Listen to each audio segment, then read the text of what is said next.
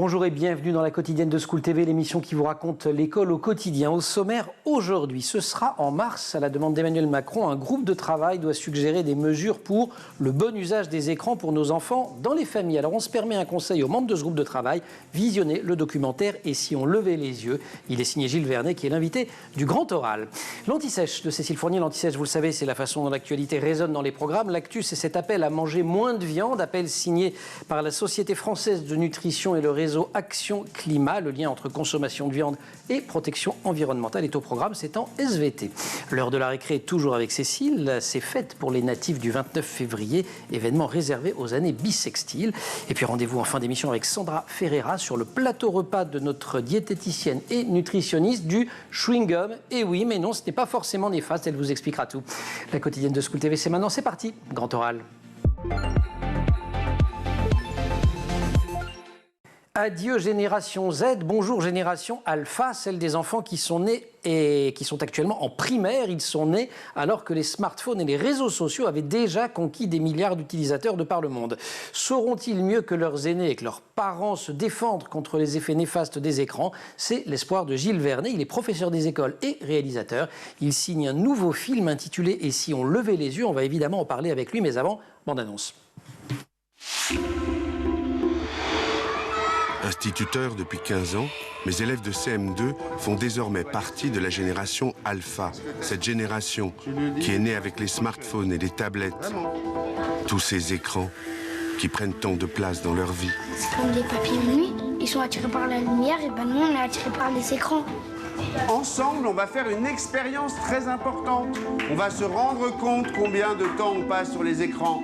De plus en plus, la famille, c'est des petits morceaux. On est chacun dans sa pièce avec son écran.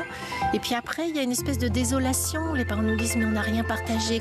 L'écran est problématique quand il fait écran à la relation. C'est leur vie, les écrans, on dirait.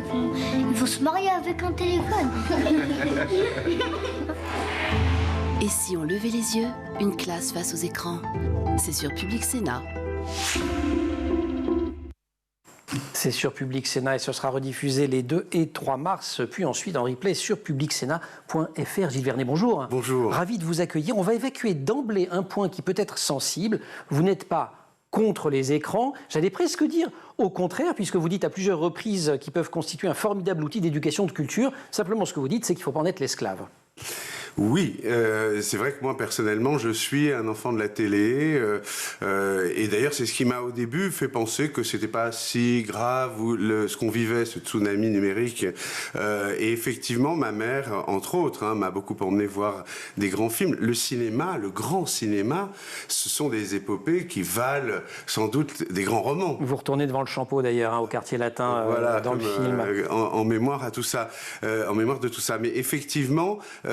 Aujourd'hui, le problème, c'est pas... Il y a une foultitude de contenus et des contenus intéressants. La question, elle est double, c'est qu'est-ce qu'ils regardent? Et c'est vraiment l'enjeu, parce qu'ils en témoignent et on peut le voir, ils ne regardent pas ce qu'il y a de mieux, en règle générale. Et puis aussi, combien de temps ils y passent, évidemment. Le premier problème des écrans, et vous citez Sophie Marinopoulos, qu'on a entrevue dans la bande-annonce, c'est que les écrans font écran, et ils font écran avant tout aux relations avec les autres. Les parents, mais pas seulement. Alors ça, c'est entre guillemets une claque qu'on prend dans le film, quand les enfants, après qu'ils aient constaté qu'ils étaient à 3, 4, 5, 6 heures parfois d'exposition quotidienne aux écrans. Donc la moyenne de leur âge, c'est 4h30, si je me souviens bien. C'est ça, leur âge, c'est à peu près ça. Les estimations varient, 4h, 4h40. Bon. En tous les cas, c'est beaucoup. On peut quand même considérer que dans une journée, c'est considérable. Et pour s'expliquer... Pour se justifier, d'une certaine manière, ils disent mais qu'est-ce que je ferais d'autre? Je suis seul. Quand je demande à papa, maman, ils n'ont pas le temps. Mon frère, et surtout, c'est ça qui nous a tous frappés, c'est mon frère, ma sœur, jamais là. Non, j'ai pas le temps, j'ai autre chose à faire. Et qu'est-ce qu'est cette autre chose? On se doute bien, c'est très souvent, malheureusement, l'addiction aux écrans, aux réseaux, à tout ce qui est très addictif dans ce monde numérique. Et cette question du temps, elle est absolument essentielle. Elle vient à un moment donné du documentaire avec une référence au Petit Prince, au renard et à la rose. Mais ça, c'est fondamental. D'ailleurs, vous entrez dans le dispositif pédagogique que vous mettez en place avec vos élèves en leur filant des chronomètres pour qu'ils mesurent ce temps. Auparavant, j'ai fait un film qui s'appelait Tout s'accélère. Tout s'accélère, absolument. La question du temps me taraude, on va dire. Et puis, c'est une question qui est propre à notre société, parce que quand on considère le temps qu'a d'un seul coup cannibalisé ou qu'a pris le numérique, le monde du numérique et son offre phénoménale, on comprend que ça a dû prendre la place d'autre chose. Et dans ce autre chose, il y a notamment, alors il y a le rapport avec les autres, ça vous le montrez très bien, il y a aussi le rapport au monde extérieur, au sens propre du terme, déconnexion avec la nature, et même le parc des Buttes-Chaumont, qui est voisin de votre école, qui est rue Manin dans le 19e arrondissement, même le parc des Buttes-Chaumont, on a l'impression que c'est une jungle exotique, que c'est dangereux d'y aller. Effectivement, alors ça c'est peut-être un héritage. Le Covid, la période du Covid a entraîné beaucoup de monde dans un peu un enfermement quand même, parce qu'on a vécu un enfermement, mais après les gens sont un peu restés avec ce lien à l'écran extrêmement fort. Mais ce qui est très frappant, c'est effectivement cette déconnexion avec... on pourrait dire aussi une décorporéification. C'est un problème, le corps, il n'est pas là quand on est face aux écrans. On est dans un monde cérébral, virtuel, où ce sont les mains et les yeux qui vont agir. D'où le digital en anglais. Digital, voilà. On active avec les doigts. Exactement. Et donc, tout le reste du corps, surtout les sensations, les perceptions, y compris les perceptions intérieures. C'est le sentiment de son intériorité, sans aller même jusqu'à la spiritualité ou à des questions plus profondes. Et vraiment, ils en sont coupés par cette surabondance et cette exclusivité presque accordée aux écrans. Alors que faire? On va continuer à en parler après l'Anti-Sèche et Si on levait les yeux, ce documentaire qui sera rediffusé donc sur Public Sénat samedi 2 mars, c'est à 23h45, dimanche 3 c'est à 13h30 et en replay à l'heure que vous voulez sur publicsénat.fr. On retrouve Gilles Vernet juste après l'Anti-Sèche. Cécile Fournier. Bonjour Cécile. Bonjour. La Société française de nutrition qui regroupe des experts en nutrition et le réseau Action Climat a lancé un appel à manger moins de viande mais de meilleure qualité, ce qui aurait un impact sur l'environnement. Dans cet Anti-Sèche, on révise donc les programmes de SVT. Vous revenez sur le lien entre consommation de viande et protection environnementale. Oui, alors d'après une étude menée conjointement par les deux associations, réduire la consommation de viande de 50% permettrait d'atteindre les objectifs climatiques fixés en France, c'est-à-dire la réduction des gaz à effet de serre dans le secteur agricole de 46% d'ici 2040. Moins 50%, ça nous ferait 450 grammes par semaine, ce qui n'est pas nul non plus. Exactement. Hein, ça fait 3 beaux steaks, quoi. Si vous voulez. Ouais. Alors, comment arrive-t-on à l'équation moins de consommation de viande égale production de notre planète? C'est assez simple finalement. Moins de consommation, moins de production. Et la production demande une forte consommation d'eau et même une déforestation de grandes parcelles. Et qui dit moins d'arbres, dit réchauffement. Voilà. Et en suivant l'animal, la production n'a pas les mêmes effets délétères selon l'animal. Tous, par exemple, celles du bœuf et de l'agneau sont très gourmandes en eau. Celles du porc et du poulet polluent les eaux parce que ces animaux ont un régime très strict en nutriments qui entraîne un très riche en nutriments. Oui, très riche. Hein, ouais. Très strict aussi. Qui entraîne strictement riche. Strictement riche, comme ça tout le monde est content. Qui entraîne un taux d'azote supérieur à la normale dans les eaux rejetées. Et puis évidemment la déforestation qui nous prive d'un poumon, d'air, et qui nécessite de brûler du bois et donc engendre une pollution atmosphérique. Selon la FAO, la Food and Agriculture Organization, 70% de la surface agricole mondiale est utilisée soit pour le pâturage du bétail, soit pour la production de céréales destinées à les nourrir. Et puis il y a l'effet produit par les gaz à effet de serre. Ils sont produits soit par les ruminants qui émettent du méthane au moment de la digestion, soit de l'alimentation animale faite à partir de cultures de maïs, de blé, de légumes-protéagineux qui elles-mêmes utilisent des engrais azotés minéraux à l'origine d'émissions de protoxyde d'azote. Ok, donc moins de viande. On précise néanmoins que la production de légumes et de fruits, elle n'est pas toujours extrêmement vertueuse non plus. Ah non, ça dépend. On fait attention. De quel produit on parle finalement. Parce que si on parle de tomates cultivées dans des serres chauffées, on parle de bananes stockées en chambre froide ou celles qui demandent de l'engrais, évidemment c'est pas dingue, c'est pas très vertueux tout ça. L'INRAD par exemple a montré que les tomates cultivées sous serre par exemple nécessitent 4,5 fois plus d'énergie, de matériel, d'engrais que celles cultivées en terre. Ça paraît assez logique. Mais les chiffres sont quand même spectaculaires. Oui, puis alors après, il y a des productions qui demandent beaucoup d'eau, comme les avocats, la date, la pistache, la figue. Mais malgré tout, par exemple, l'avocat qui est très consommateur d'eau, ouais. Oui, mais en fait 15 fois moins que celui de la production de viande, de bœuf par exemple. Donc, super. Sujet donc qui est au programme et il y a plein de ressources disponibles sur cette question à destination des enseignants, des collégiens, des lycéens. Voilà, j'en ai sélectionné quelques-unes. Par exemple, le CNED propose une formation gratuite en ligne de 5 modules d'1h30 chacun sur les causes du réchauffement climatique, les conséquences possibles de ce changement et les solutions pour l'atténuer et s'y adapter. Ou bien le site aime-ta-terre.fr. Il y a beaucoup de documentation sur ce sujet-là, sous différentes formes, texte, vidéo, podcast, jeux, pourquoi pas. Alors ça aborde beaucoup de thématiques, notamment notre sujet du jour, l'alimentation durable. Et puis il existe aussi un jeu pédagogique qui s'appelle Jouer à débattre sur le thème climat et alimentation durable, élaboré par l'association L'Arbre des connaissances en coopération avec le ministère de l'Éducation nationale et de la jeunesse. Il est mis à disposition gratuitement pour les professionnels de l'éducation. C'est un jeu qui dure environ 2 heures et qui concerne 15 à 35 joueurs. En fait, c'est constitué en groupe de joueurs qui représentent à chaque fois une île qui forme un archipel. Ils doivent se mettre d'accord sur la production de ressources, etc. Génial, vous avez solution à tout aujourd'hui. On a le problème, les ressources, et même le jeu. Génial. On se retrouve pour la récré en 29 février. Grand oral, Gilles Vernet. Dis-moi, pour reprendre le contrôle sur les écrans, c'est l'objectif que fixe Gilles Vernet à ses élèves de CM2 au début du documentaire. Et si on levait les yeux, les effets des écrans, Gilles, depuis 15 ans que vous enseignez, vous les avez vus, vous les avez vécus, mesurés, il y a des indices concrets dans la classe ? Oui. Très concret. Après, d'ailleurs, vous pouvez quand même interroger beaucoup d'enseignants qui feront, je le partage en salle des maîtres avec eux, qui font le même constat. Alors, le constat, moi, qui m'a engagé, que je trouve vraiment fondamental au-delà du problème du lien dont on a parlé, qui est un problème social, mais c'est le langage. Réellement, je peux attester, puisque je fais les mêmes textes. Disons que je suis un professeur un peu vieille école, mais j'aime beaucoup leur faire découvrir les beaux textes. Par exemple, L'expiation de Victor Hugo. Je suis en REP+, c'est pas évident en réseau d'éducation prioritaire.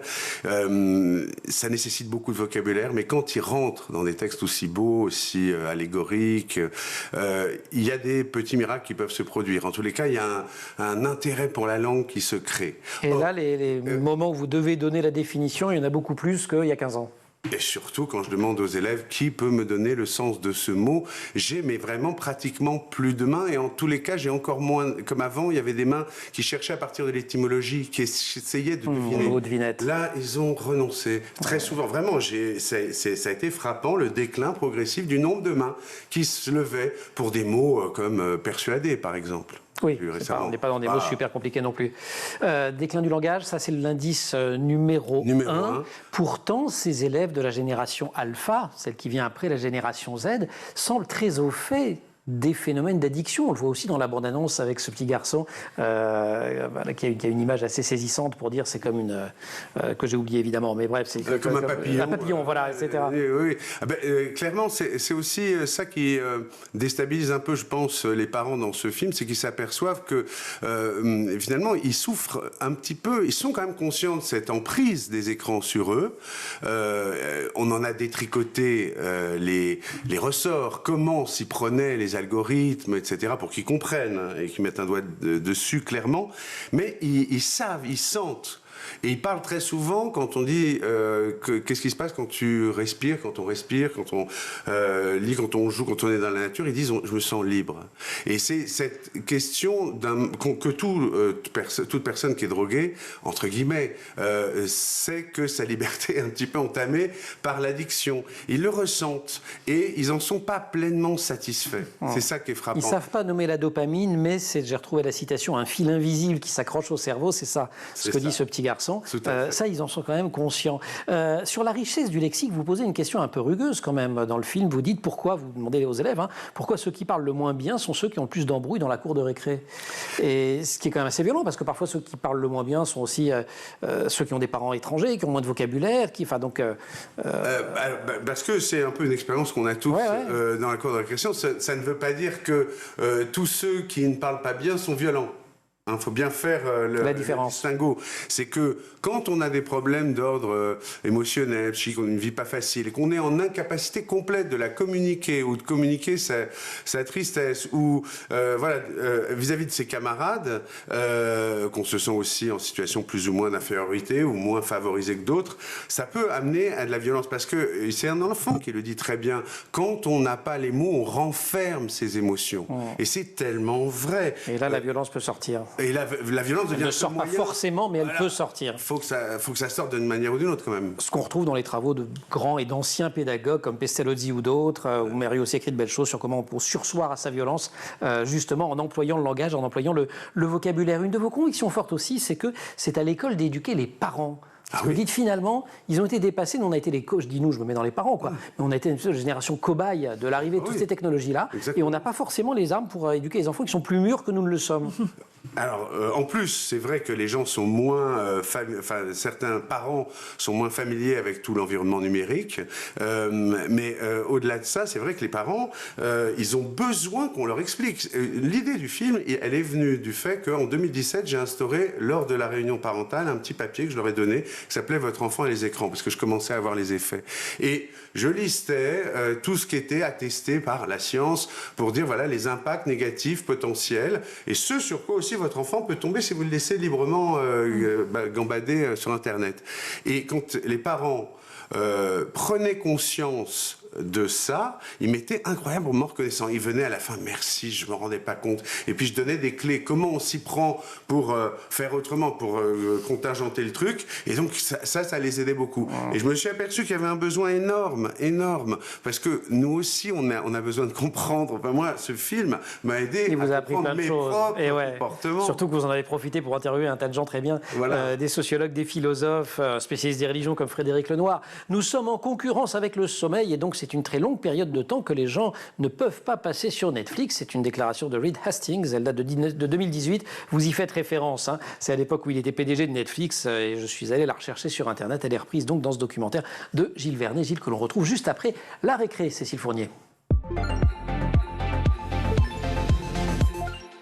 Cécile, nous sommes donc le 29 février, un jour quadriennal, bissextile. Oui, tout à fait. Et c'est un vrai souci pour ceux et celles qui sont nés, dont l'anniversaire est aujourd'hui, comme Gérard Darmon, qui fête l'acteur, qui fête donc ses 19 ans et pas ses 73 ans.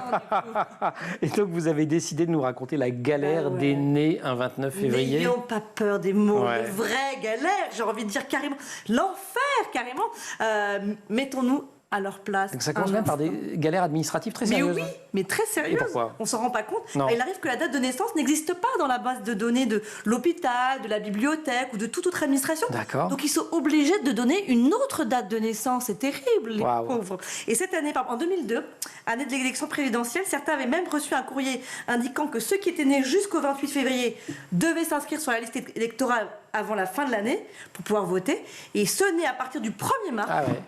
Il y avait un trou. Devait s'inscrire à début janvier. Voilà. Et donc, ils ne savaient pas quand ils devenaient majeurs, c'est ça ? Oui, donc il y a un problème. Oui, alors ils ne savent pas quand ils deviennent majeurs non plus. Alors les bébés nés un 29 février sont majeurs lors d'une année non bissextile, 18 n'étant pas multiple de 4. Alors, il faut choisir son camp. En France, la personne devient légalement majeure le 1er mars, par exemple. Et alors qu'en Nouvelle-Zélande, par exemple, c'est le 28 février. Il faut choisir. Bah oui, on est entre les deux. Et les bons de réduction, non pas ? Les bons de réduction. Vous n'y avez pas pensé, non, c'est un sujet tellement délicat, j'ose pas. C'est terrible. Quand je dis bons de réduction, en réalité, je parle de tous les avantages automatisés que les enseignes nous offrent le jour de notre anniversaire. Ah ouais, moins 20% par-ci. Un petit coffret cadeau par là. Et ben, les 29 février, ils offrent davantage que tous les 4 ans. Et ils se battent pas un peu, nos 29 février ? Ils se battent, ils se sont organisés même. Il y a un groupe Facebook qui existe depuis 15 ans qui s'appelle « Je suis né un 29 février et j'en suis fier » et qui regroupe près de 1000 personnes. Mais je ne peux pas vous dire qui s'y trouve parce que moi, comme je ne suis pas né un 29 février, j'ai pas le droit d'y aller. D'accord, vous ne seriez pas la première à mentir sur votre date de naissance sur Facebook. Enfin bon. Il y a même certains qui sont membres du mouvement de libération du 29 février qui militent pour rendre le 29 février férié, puisque, disent-ils, les salaires annuels sont négociés sur 365 jours et non pas sur 366. Absolument. Donc on leur dit quand même bon anniversaire à ceux qui sont nés le 29 février. Happy birthday to you. À Gérard Darmon, puis on retrouve aussi dans les kiosques, n'oubliez pas, un nouveau numéro de la Bougie du sapeur. Formidable journal. Ce journal humoristique qui paraît tous les 29 février depuis 1980. Absolument. Vive la Bougie du sapeur. Vive vous, merci. C'est quand vive votre anniversaire ? Le 15 avril. 15 avril, on a plus peu de temps alors. Ça se fait tous les ans. Gilles Vernet. Je le disais en introduction de cette émission, un groupe d'experts doit, à la demande d'Emmanuel Macron, formuler des préconisations, là, dans les jours qui viennent, sur le bon usage des écrans pour nos enfants dans les familles. C'est une citation. Les élèves de la classe de Gilles Vernet ont quelques idées, mais quand même, ça ne va pas être tout à fait évident. Une des choses qui m'a surprise, vers la fin du film, vous les emmenez en classe découverte et vous collectez les téléphones portables. Ils en ont des tonnes, mais ils n'ont pas l'âge. Enfin, d'habitude, c'était un peu le cadeau d'entrée en 6e. Je dis ça parce qu'on faisait référence aux enfants qui mentent sur leur âge pour aller sur Facebook. Mais il y a un moment que j'ai pas pu mettre dans le film, mais qui était très drôle, où il y a un enfant qui dit avant, tu avais ton téléphone à 13 ans, en 5e et tout, c'était de l'émotion.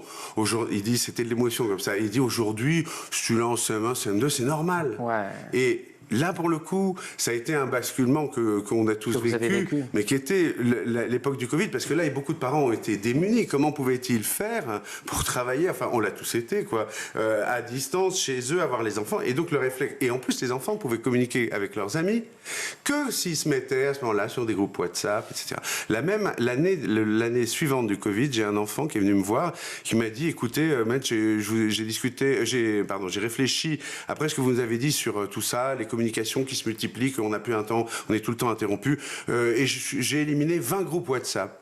Il ne me reste plus que 4. 10 ans, portable, 24 groupes WhatsApp. Et là, je me suis dit, il se passe quand même quelque chose. C'est allé vite. Voilà, ça va très vite. Tout s'accélère. Il y avait un très bon documentaire là-dessus, vous devriez le regarder.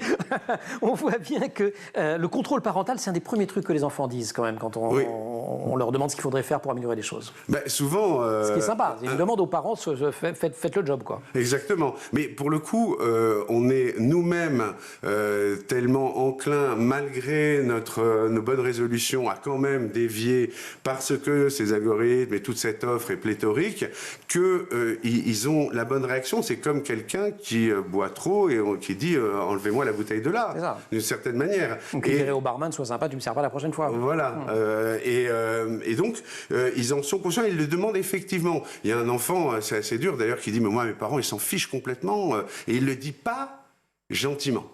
Il n'est pas content que ses parents s'en fichent. On sent qu'il y a une souffrance et que c'est cet isolement qui se résout un petit peu comme ça dans les écrans. Rôle des parents très important. Les limites d'âge, en revanche, ça semble complètement vain. On vient de le citer pour l'accès aux réseaux sociaux, mais un de vos élèves joue même à GTA, en sachant que c'est... Et il sait très bien que ça lui est parfaitement interdit. GTA Grand Theft Auto. C'est un truc assez violent, pour dire les choses. Plus que violent... Génération Y. Complètement délirant. Alors moi, j'ai joué à GTA le premier. J'ai joué à GTA. L'heure des aveux. 30 et quelques années. C'est pareil, voilà. Et en fait, aujourd'hui, il y a plus de la moitié, mais je vous assure que c'est vraiment vérifié année après année, plus de la moitié des garçons de ma classe qui jouent ou ont joué à GTA. Une fois, j'étais lors d'une sortie, les mamans me disent mais non, ils jouent pas. Et parce que je leur explique, scène de viol d'un homme qui viole une femme dans une cuisine, elle se retourne, tu me donnes ma dose maintenant que tu m'as violée, et le mari arrive, il dit t'es pas content, toi il le frappe, il le finit au talon au sol et une mare de sang. Ça, c'est vraiment les images de GTA. Et c'est monnaie courante. Je ne parle pas du striptease, de ce que... Bon, les enfants, à partir de 8 ans maintenant, ils sont confrontés chez un tel, quand c'est pas chez eux, à de telles images. C'est une question réellement très importante parce que c'est, comme le dit Sabine Duflot, c'est comme cette violence, elle rentre par effraction dans le cerveau de l'enfant. C'est ça. C'est trop tôt. C'est comme les premières images de porno. On a déjà fait des émissions à ce propos qui rentrent par effraction, souvent parce qu'on les leur montre quand ils n'ont pas du tout l'âge. L'ennemi finalement de nos cerveaux, de notre attention, de notre envie de nous cultiver, c'est quoi? C'est la société de consommation. C'est un peu ce que dit Anna Lambert, la philosophe que vous avez interrogée, parce qu'elle dit l'économie de l'attention, elle est consubstantielle à une économie de la consommation, et l'économie de la consommation, c'est le capitalisme. Et je parle à un ancien trader. Oui, tout à fait. Repenti, certes, mais quand même. J'écris un livre en ce moment sur le sujet, et je détaille le moment où la finance s'est emparée d'Internet, que j'ai vécu. Et plus tard, la manière dont, quand elle s'empare, elle a des exigences de profit, de rétribution, qui, à ce moment-là, prennent le pas sur toutes les autres valeurs de l'entreprise. À ce moment-là, les techniques persuasives, on en use et on en abuse aux dépens des gens. Peu importe la qualité du contenu, peu importe culturellement. Non, ce qu'il faut, c'est que ça accroche. Et il y a une réelle surenchère dans la violence qu'on peut voir par exemple dans des James Bond. Enfin bon, on va pas faire comparer un James Bond avec Sean Connery avec un James Bond récent où, enfin, j'ai même pas envie de raconter les scènes tellement elles sont violentes, quoi. Dans Casino Royale, il y en a une ou deux qui sont assez douloureuses, mais pas seulement. De torture. De torture. Et ça pose cette question de la surenchère pour capter, parce que on est de plus en plus désensibilisés, et les enfants les premiers, à ces choses-là, et il en faut toujours plus. Ouais, c'est vrai qu'on regarde les premiers James Bond, j'ai fait l'expérience il n'y a pas très longtemps, on a l'impression de regarder La croisière s'amuse. Gilles Vernet, merci, vous restez avec nous. On va aller à la cantoche, regarder ce qu'il y a sur le plateau repas, et je rappelle qu'on s'y levait les yeux, et si on levait les yeux, le documentaire sera diffusé le week-end du 2 mars, et puis ensuite sur la plateforme. Je dis quand même que, un petit spoiler, la fin n'est pas super optimiste, hein, parce que vous dites qu'ils vont entrer en 6e et que là... Mais elle n'est pas optimiste, elle est réaliste. Elle est réaliste. Et que c'est ce que je crois juste là-dessus. L'esprit critique, face à ça, la seule chose qu'on puisse faire, c'est les nourrir intellectuellement et leur développer leur esprit critique. Et on va aussi se nourrir physiquement grâce à Sandra. Merci beaucoup, Cécile. Plateau repas.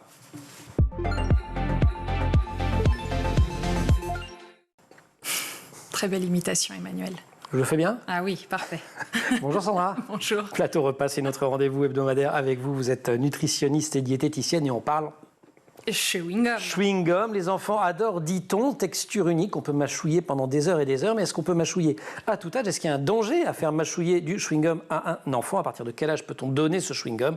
Vous allez tout nous dire. Je vais tout vous dire, effectivement. Alors déjà, il faut rappeler que le chewing-gum, c'est pas forcément négatif. Il y a des effets positifs, ça va muscler la mâchoire, mine de rien, ça va activer la sécrétion de salive, et du coup, la sécrétion de salive va avoir un effet antibactérien qui va permettre de lutter contre les caries dans un chewing-gum sans sucre. Oui. Je vois déjà les gros yeux quand on est sur un chewing-gum sans sucre. Ça permet aussi de faire diminuer le stress, un peu comme la succion chez le bébé. Donc ça, c'est les points positifs. Bien sûr, pour parler de l'âge, surtout pas avant 3 ans, parce que là, c'est dangereux, ça a un risque d'étouffement.